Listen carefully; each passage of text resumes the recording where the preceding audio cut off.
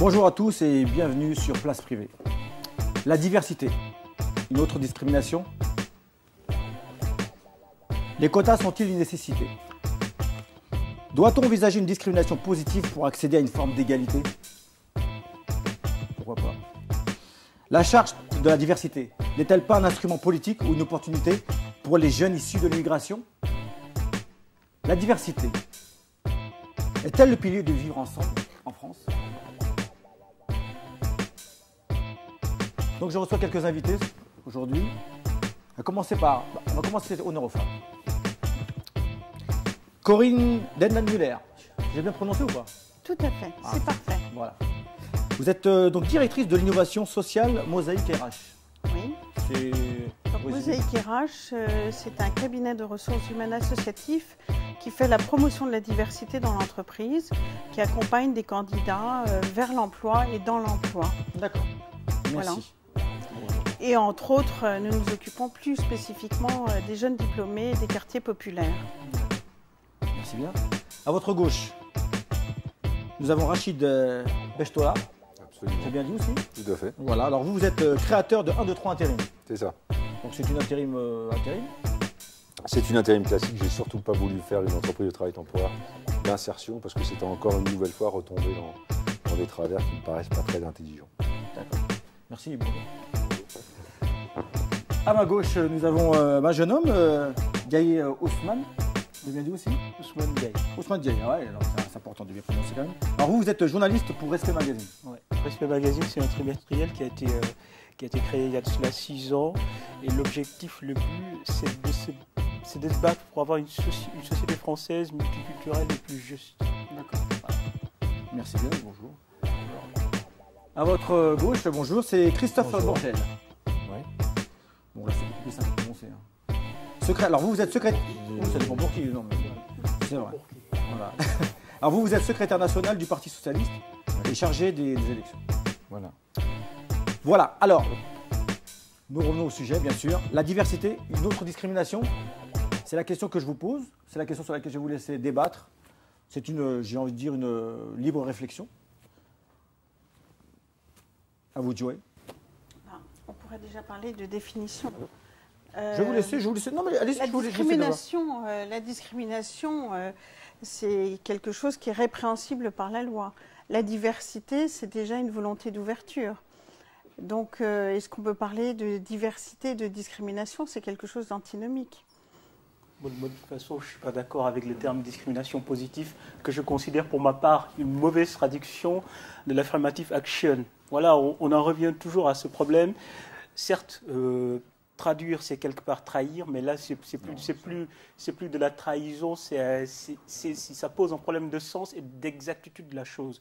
Pour moi, il faut qu'on soit d'accord sur les mots et les choses. C'est-à-dire, de quoi il s'agit? Il s'agit pour moi de l'affirmative action, c'est-à-dire de l'action positive pour corriger des distorsions sociales qui ont été créées par beaucoup de facteurs assez complexes. Voilà.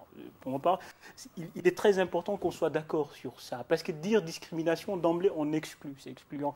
Alors que l'affirmative action, de toute façon, pour moi, c'est un mauvais débat dans le sens poser le débat discrimination positive ou pas.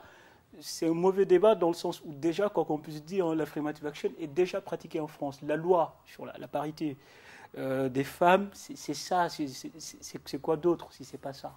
Absolument. Là, je suis content d'entendre ça parce que c'est vrai que ça change. Passer d'affirmative action à discrimination positive, je ne sais pas qui a fait la traduction, mais alors franchement, je ne lui donnerai pas un texte de mon entreprise à traduire du français en anglais ou l'inverse. Hein. Ça, c'est sûr. C'est les adversaires de la discrimination. Il y a des chances. Enfin, toujours est-il que de toute façon, à un moment ou à un autre, il va peut-être falloir s'arrêter de discuter, de passer son temps à discuter, parce que c'est un peu l'impression que j'en ai, et d'essayer d'aller concrètement sur les choses. Alors, on peut faire des tests, on doit faire des tests, il me semble. Et puis de se dire, bon voilà, on a fait un test, est-ce que ça fonctionne, est-ce que ça ne fonctionne pas?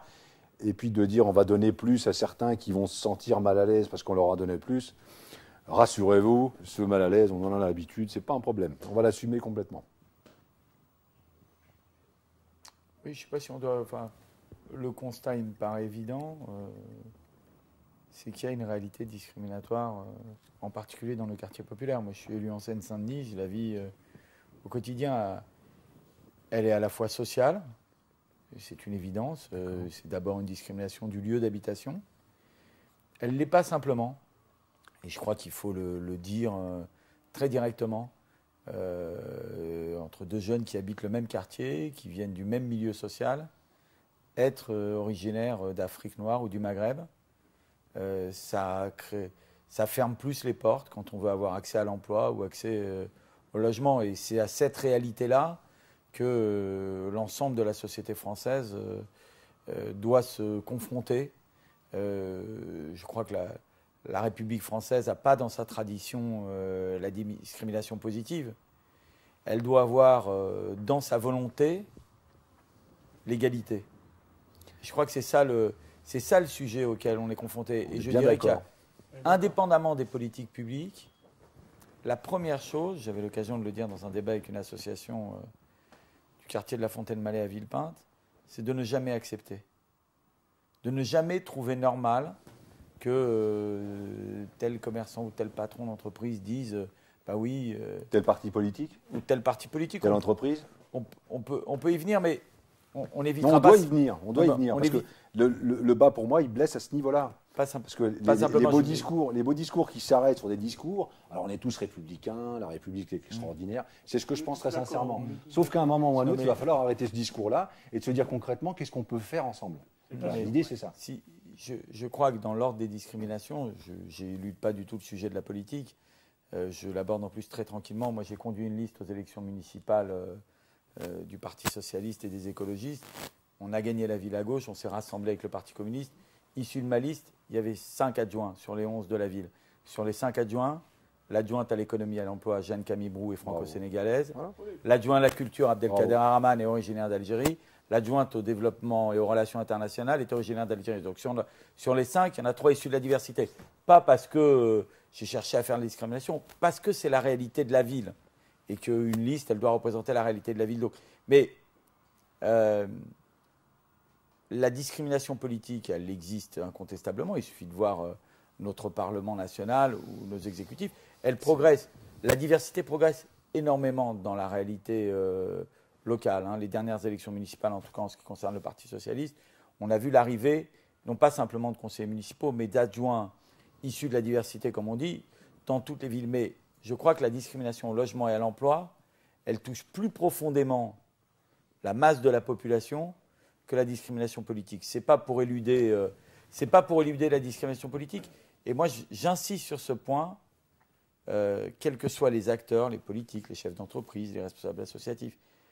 Je trouve qu'on n'est pas assez ferme dans un principe de départ, qui est ne jamais accepter ces éléments de discrimination, ne jamais leur donner une explication puisqu'on a.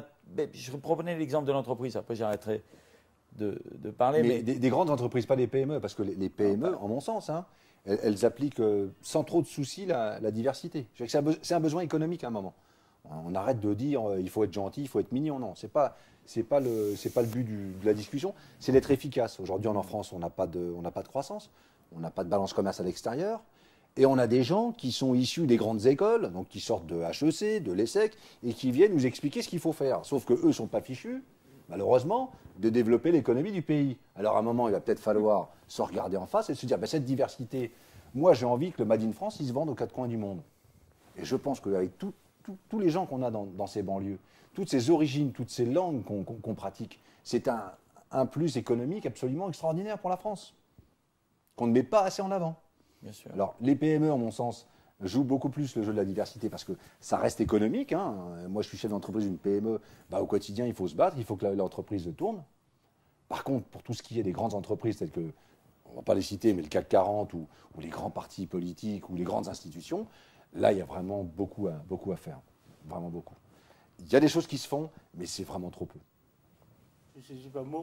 C'est simple, c'est-à-dire en attendant le grand soir d'une France multiculturelle, faisons déjà. Parce qu'il y a des dispositifs qui existent, il y a des textes qui existent. Déjà, le problème, et là je ne suis pas d'accord avec vous, c'est que déjà, il faut les appliquer. Et ça ne s'applique pas.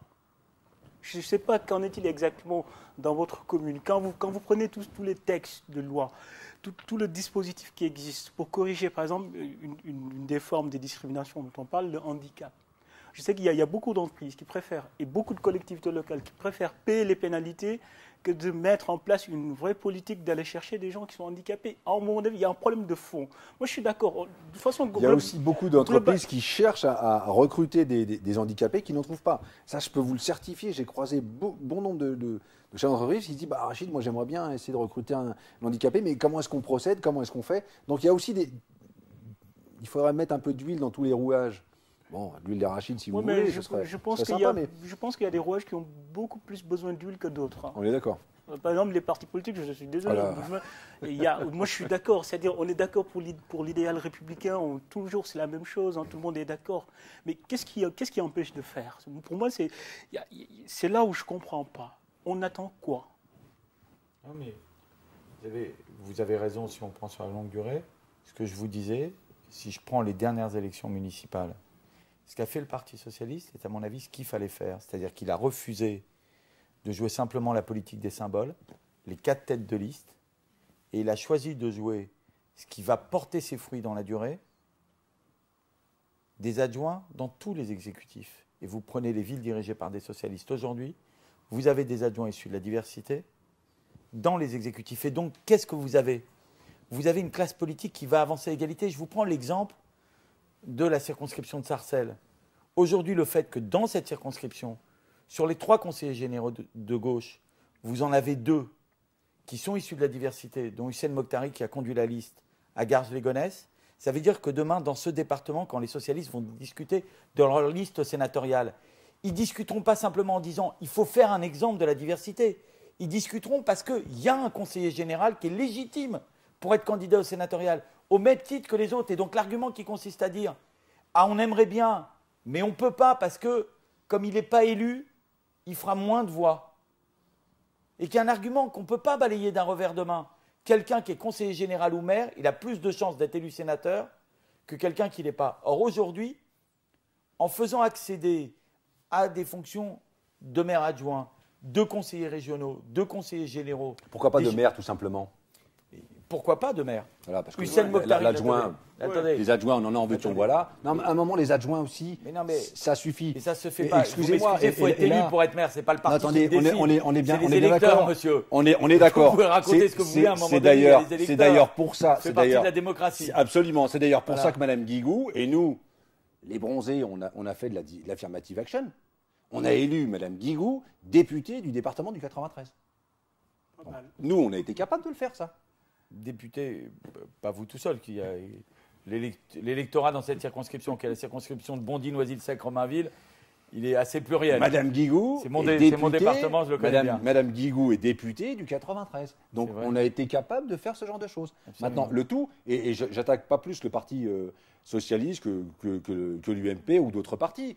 C'est une discussion, et c'est même pas une attaque, c'est une discussion qu'il faut qu'on ait enfin ensemble pour se dire. Ensemble, on va vendre le Made in France. Ensemble, on va vendre le fait qu'en France, on se métisse. C'est important, on est un des pays où on se métisse le plus. Donc il y a un souci dans la société, mais ce n'est pas un souci entre les individus. C'est vraiment un souci avec une certaine élite. Aujourd'hui, il va falloir casser cette élite. Il me semble. C'est avec des institutions organisées, parce qu'au niveau de la population, la diversité est une réalité. On vit ensemble. Après, on fait des enfants ensemble, on mange ensemble. Dès l'instant qu'il s'agit d'avoir un poste de cadre, dès l'instant qu'il s'agit d'accéder, dès l'instant où on se dit, écoute, moi je ne veux pas être rappeur, je ne veux pas être danseur, c'est là que ça pose problème. La vraie question, c'est que le renouvellement des élites ne se fait pas et c'est cadenassé. À un moment donné, la question, c'est comment on fait pour sauter le verrou? Je veux dire, parce que les bons sentiments, on a atteint les limites. Ça fait une quinzaine d'années qu'on dit qu'il le faut. Et personne ne le fait. À un moment donné, il faut trouver un mécanisme qui contraigne les gens à le faire, qui contraigne les institutions à le faire.